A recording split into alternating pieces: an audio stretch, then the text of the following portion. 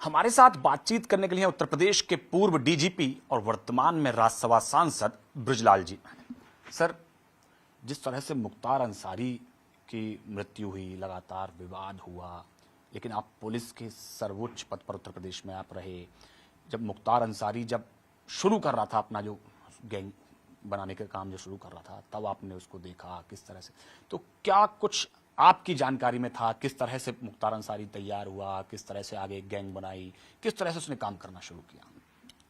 मुख्तार अंसारी मोहम्मदाबाद थाना है, उसमें उसका गांव है, क्रिकेट खेलता था। और उस समय साधु सिंह मकनू सिंह मुड़ियार गांव के थे, जो उसी थाना क्षेत्र में पड़ता है। और वो हरशंकर तिवारी के शूटर थे 70 के 80 के दशक में। जितने बड़े मर्डर हुए साधु सिंह मकनू सिंह किया करते थे। ये उनका गुर्गा था। इसको बदमाशी का बड़ा शौक था, तो एक बड़े गैंग लीडर मिल गए, उसमें था। उस राजपूत परिवार में 24 जून 84 को ठाकुर रमपत सिंह की हत्या उनके भतीजे साधु मकनू सिंह ने किया, 1.5 बिस्वा जमीन पर। और जिसके सिलसिले मेरी एक पुस्तक आई अभी, 1.5 बिस्वा जमीन यूपी क्राइम फाइल, ये सीधा मुख्तार से जुड़ा हुआ है। तो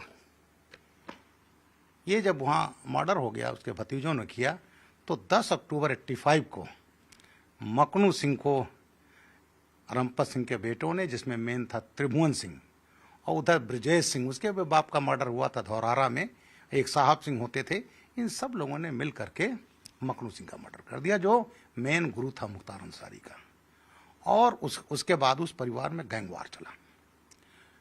इसका नाम तो नहीं आया, लेकिन सबसे सेंसेशनल मर्डर इसने किया था 2 जनवरी 86 को थाना सैदपुर क्षेत्र में, जब इसने 2 भाई वीरेंद्र सिंह बेड़ा और डॉक्टर रामविलास सिंह, जो रमपत सिंह के बेटे थे, उनको मार दिया।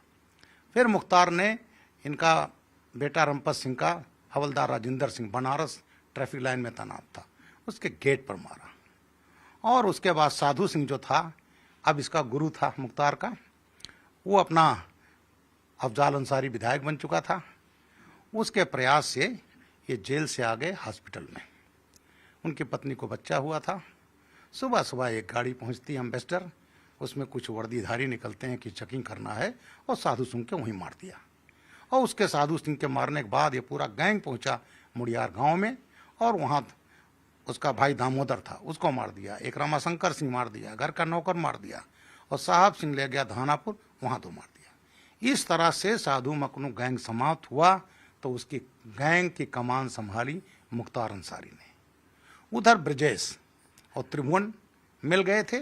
इन दोनों के गैंग वार में दर्जनों नहीं, हंड्रेड्स में लोग मरे हैं। तो इस तरह मुख्तार अंसारी की शुरुआत हुई। लेकिन मुख्तार अंसारी जो राजनैतिक रूप से मजबूत होकर के एक बड़ा बदमाश बना, अपने भाई अफजाल अंसारी के सहयोग से। वो 85 में विधायक बन गया कम्युनिस्ट पार्टी से। अब 93 में, अच्छा उसी दौरान 93 में ये चुनाव लड़ना चाहता था। और उस समय काशीराम जी और मुलायम सिंह ने समझौता किया।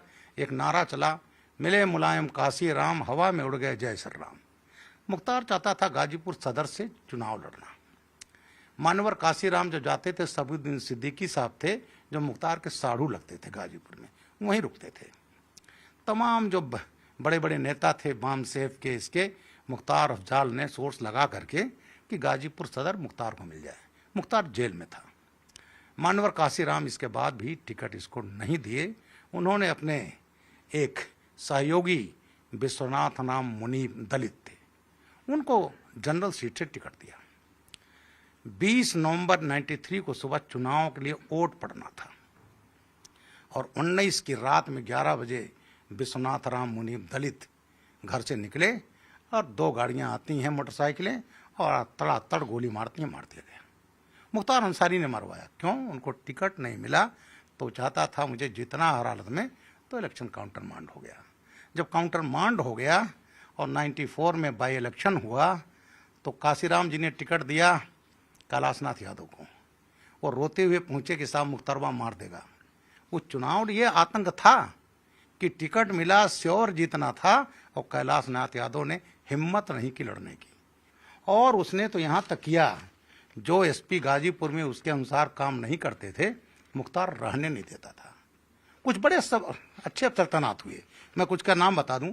जावेद अहमद डीजी हुए 4 दिन 15 दिन, जमाल अशरफ 20 दिन, संदीप सालुंके 2 माह, अभय शंकर 4 माह, वीरेंद्र कुमार 28 दिन, अविनाश चंद्रा 2 माह, अखिल कुमार आजकल एडीजी हैं 1 माह, राजेश श्रीवास्तव 11 दिन, एन रविंदर 3 माह, तरुण गावा 3 माह, एनके श्रीवास्तव 5 माह 15 दिन, डॉक्टर पितेंद्र सिंह 7 माह, ब्रजराज 5 महीना 6 दिन, सुभाष दुबे 1 महीना 20 दिन,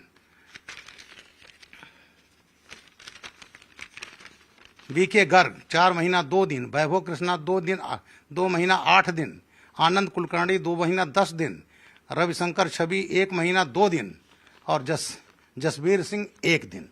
तो मुख्तार ने ये किया, अगर उसके अनुसार कोई एसपी नहीं काम करता तो रहता नहीं पाता था, और उनको रखता तो जिसके अनुसार काम करें। और सही बात, इसका काम क्या था? अपराध। और जो सिपाही इसने भर्ती कराए, मैं ये साफ कहना चाहता हूं कि पॉलिटिकल के अलावा जो इसने भर्ती कराए, जो पुलिस फोर्स को क्रिमिनलाइज किया, तो इसके क्राइम को बढ़ाने में, इसको मजबूत बनाने में पूर्वांचल के पुलिसकर्मियों का बड़ा रोल रहा। और उसमें केवल सिपाही नहीं, आईपीएस अफसर तक शामिल थे। 2 घटनाएं बताना चाहूँगा। 2004 में मैं आईजी लॉ एंड ऑर्डर होता था, संसदीय चुनाव हुआ और IG law and order he nodal अफसर होता है। हमारे पूरे प्रदेश में बहुत अच्छा चुनाव हुआ। गाजीपुर में चुनाव होता था, मुख्तार ने दहशत फैलाने के लिए, जैसे सुबह चुनाव हुआ मोहम्मदाबाद, इसका जो अपना मेन कस्बा है, एक बिहार थे बीजेपी के वर्कर, उनको AK-47 से धड़ाधड़ गोली मारी, दहशत हो जाए। तमंचे से मार सकते थे, AK-47 से।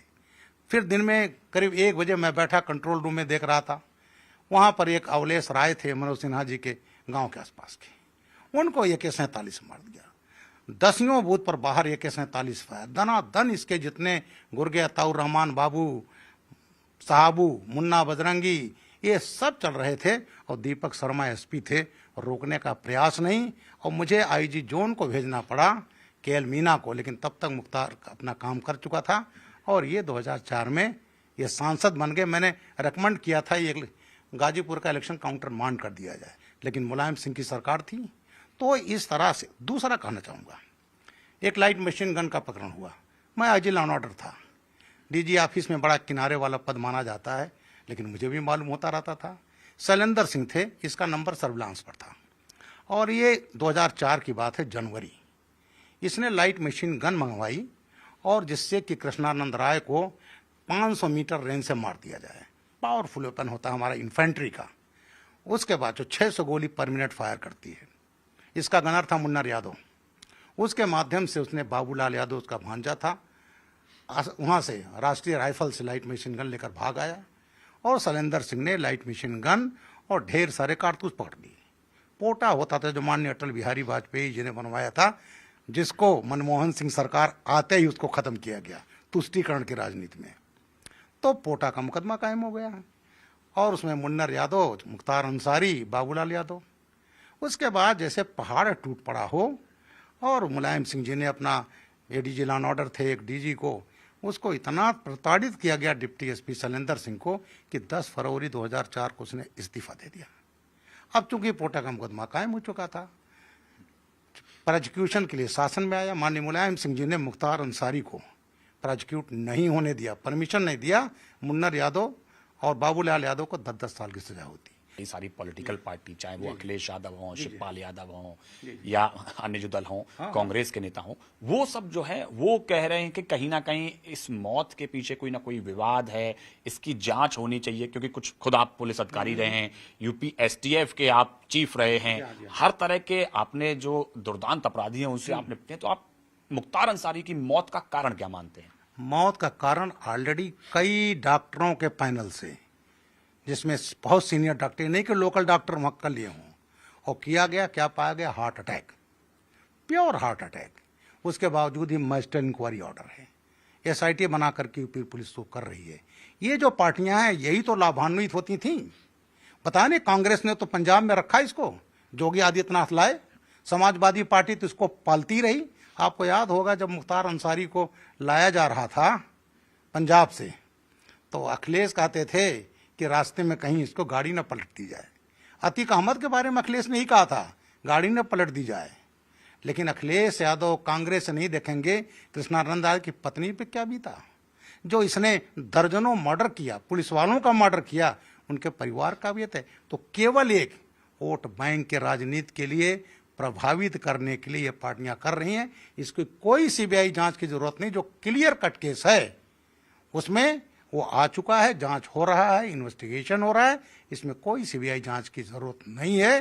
ये केवल वही लोग हैं जो वोट बैंक के सौदागर हैं, और कांग्रेस तो वही है जो पंजाब में रख करके इसको पालती थी, और समाजवादी पार्टी का तो पाला हुआ गुरगाई था जिसने इसको इतना मजबूत बनाया। और जेल में, गाजीपुर जेल में समाजवादी पार्टी थी। अरे मुलायम सिंह जी तो जब राजू पाल की हत्याकांड हुई, दिन दहाड़े वो भी AK-47 चली थी, तो उन्होंने क्लियर कट क्लीन चिट दिया कि अतीक अहमद अशरफ का कोई रोल नहीं है। एक फोटो वायरल हुई थी, अतीक के घर जाकर उसके कुत्ते से हाथ मिला रहे थे माननीय मुलायम सिंह जी, और वो केस सीबीआई में गया, और अभी 29 मार्च को 6 को सजा हो गई आजम कारावास। अतीक अहमद वो होते, उनको सजा होती। तो कांग्रेस में से कहा समाजवादी पार्टी तो बदमाशों को पालने वाली, जितने बड़े बदमाश उत्तर प्रदेश के उसको समाजवादी पार्टी ने पाला। इतने नहीं, चंबल के डकैत, चाहे वो निर्भय गुजर हो, ददुआ ठोकिया हो, मैंने कहा नहीं, ददुआ के उसके भाई और उसके बेटा और भाइयों को मुलायम सिंह जी ने समाजवादी में उस समय दिया जब ददुआ पर 7 लाख का इनाम था, फरार था। तो इवन इलेक्शन जब आते थे तो चंबल के डकैत फरमान जारी करते थे, समाजवादी पार्टी को उसमें देते थे। निर्भय गुजर इतना वो पॉपुलर हो गया था, मीडिया चली जाती थी तो कहता था मैं तो समाजवादी पार्टी का हीरो हूँ। उसका फरमान जारी कराते थे। बूथ कैप्चरिंग चंबल रेंज में होती थी डकैतों से। आज जोगी राज है, चंबल समाप्त हो गया। जितने माफिया कुछ मारे गए, कुछ जेल में हैं, बाकी की हिम्मत नहीं हो रही है। अवैध संपत्तियों पर बुलडोजर चल रहा है, गरीबों के लिए मकान बन रहे हैं, और हजारों करोड़ की संपत्तियां अपराध से कमाई की अटैच कर ली गई हैं। तो ये जोगी राज है, मोदी राज है, इसमें 0 टॉलरेंस है। और ये आज स्थिति ये बनी है तब उत्तर प्रदेश में 40 लाख करोड़ का इन्वेस्टमेंट आया है, और जो 5 ट्रिलियन की इकोनॉमी हम लोग कल्पना कर रहे हैं कि उसको हम 1.5-2 साल में अचीव करेंगे, उसमें $1 ट्रिलियन की कंट्रीब्यूशन उत्तर प्रदेश का होगा, योगी आदित्यनाथ का होगा। धन्यवाद हमसे बात करने के लिए। तो उत्तर प्रदेश पुलिस के पूर्व सबसे वरिष्ठ अधिकारी डीजीपी रहे, यूपीएसटीएफ के चीफ रहे, और पूरा उस समय मुख्तार अंसारी के शुरुआती दिन से लेकर और मौत तक की किस तरह से मुख्तार अंसारी ने पूरा अपना गैंग तैयार किया, किस तरह से काम किया, किस तरह से राजनेताओं की सह पाकर राजनीति में बड़ा एक मुकाम हासिल किया, उन सब बातों के बारे में बृजलाल जी ने जानकारी दी। कैमरा पर्सन संजीव वर्मा के साथ पवन गौड़, नेपकिट 3, दिल्ली।